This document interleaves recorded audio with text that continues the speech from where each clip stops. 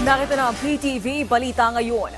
Napanatili ng Bagyong Christine ang lakas nito habang kumikilos pahilaga. Hilag ang kanluran ng Luzon. Isa sa mga posibleng hagupitin din ito ang lalawigan ng Pangasinan na nasa signal number 2 ngayon.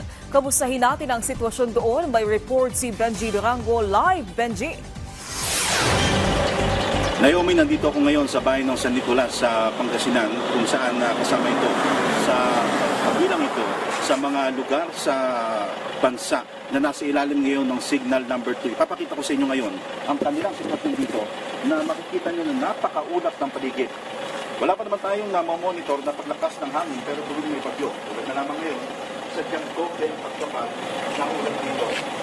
Nasa 2,700 feet above sea level itong lugar at 10 kilometro na lamang ang layo dito sa kabundukan naman ng bayan ng Santa Fe dyan sa Nueva Vizcaya na isa rin sa pinangangambahang daanan ng Bagyong Christine.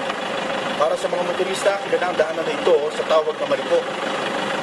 Shortcut ito patungong Nueva Vizcaya kung manggagaling ka ng Rosales, Pangasinan.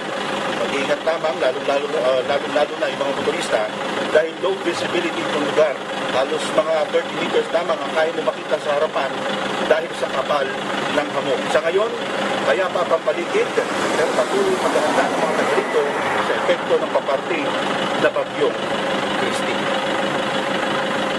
Naomi, ang munang update mula dito sa bayan ng San Nicolas, Pangasinan, hinggil pa rin sa ating pagbabantay sa pagiging epekto ng Bagyong Christine sa mga probinsya ng Nueva Vizcaya, Isabela at Cagayan. Balik sa iyo dyan na yun. Maraming salamat, Benji Durango. Samantala, patuloy ang paghahatid ng tulong ng DSWD sa mga nasalanta ng Bagyong Christine sa Bicol Region.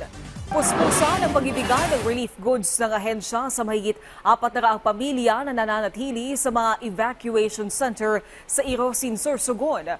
Nagbigay din ng pagkain ng DSWD sa mahigit 300 pasahero na na-stranded sa Pilar Port.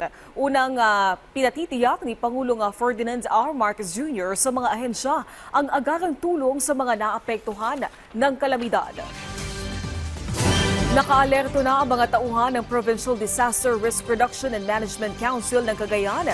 Maagang naghanda ang probinsya habang kumikilos pahilaga ng Luzon ang Bagyong Christine. Nakahanda na rin ang mga equipment o rescue equipment, relief goods at augmentation units sa mga lugar na posibleng daanan ng bagyo. Sa forecast ng Pag-asa, posibleng dumaan ang bagyo sa bahagi ng Isabela mamayang gabi. At yan ang mga balita sa oras na ito. Para sa iba pang update, i-follow at ilike kami sa aming social media sites at PTV PH. Ako po si Naomi Tiburcio para sa Pambansang TV sa Bagong Pilipinas.